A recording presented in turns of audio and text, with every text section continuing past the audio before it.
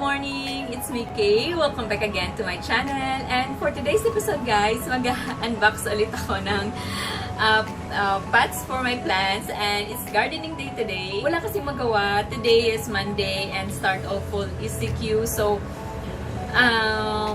lockdown ulit, sad to say. But, you know, we need to move on. Kailangan natin maghanap ng stress reliever natin to keep us sane. So, planting, gardening makes me happy these days. Try to keep myself busy. And para hindi rin ako ma-stress.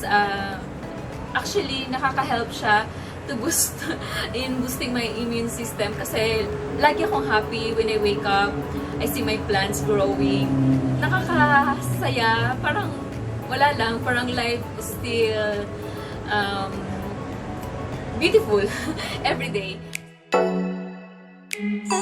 Anyways guys, I'm really excited na mag-unbox na nude pots na nabili ko through online. Kasi meron ako ditong